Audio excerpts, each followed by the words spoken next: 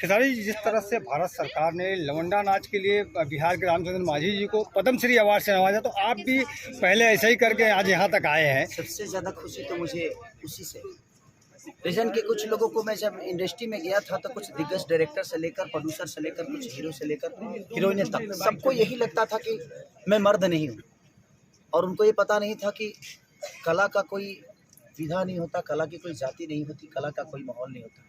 एक अलग कला तो कला होता है, हम साड़ी पहन के नाचे या हम पैंट शर्ट पहन के नाचे। तो ये सारे लोगों के दिमाग में यही था कि मैं मर्द नहीं हूँ, क्योंकि मैं साड़ी पहन के नाचता था। लेकिन वो साड़ी पहन के नाचने का जो मेरा काम था वो मैं अपने ऑडियो वीडियो में किया करता था। ऐसे नहीं कि मैं कभी स्टेज पे साड़ी पहन के नाचा और कभी नाचने की कोशिश की, ऐसा नहीं था। वो एक फील था और मैंने कोशिश की कि यार हमारे यहाँ लौंडा डांस तो होता ही है, क्यों ना मैं इसको पर्दे पे लेके आऊँ।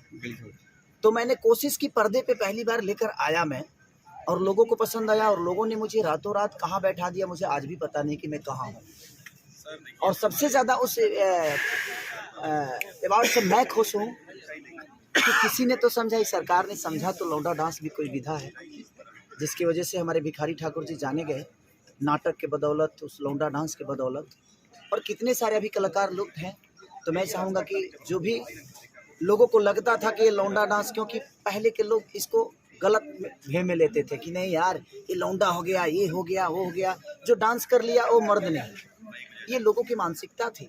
इनकेस कि यहाँ तक मैं 2010-9 में गया था मुंबई, तो ये मानसिकता वहाँ भी ऐसी ही थी। बट मुझे खुशी है कि एक लौंडा डांस करने वाले इंसान को इतने बड़े अवार्ड से नवाजा गया। भगवान करे कि ऐसे ही सरकार का ध्यान हर उस आर्टिस्ट पे। जिस तरह से सरकार अपनी कला, धर्म, संस्कृति और लोक कलाओं को जीवित रखने के लिए ऐसे कलाकारों को इतने बड़े अवार्ड से नवाज रही है, तो क्या आपको नहीं लगता कि आने वाले समय में भी ये कलाएं विलुप्त नहीं होंगी, बची रहेंगी? इसे हर देखिए, मैं चाहता हूँ कि यूपी सरकार से लेकर बिहार सरकार से लेकर झारखंड तक जितनी भी भाषा हमारी बोली जाती है, जहाँ भी बोली जाती है, वो हर सरकार को समझना चाहिए।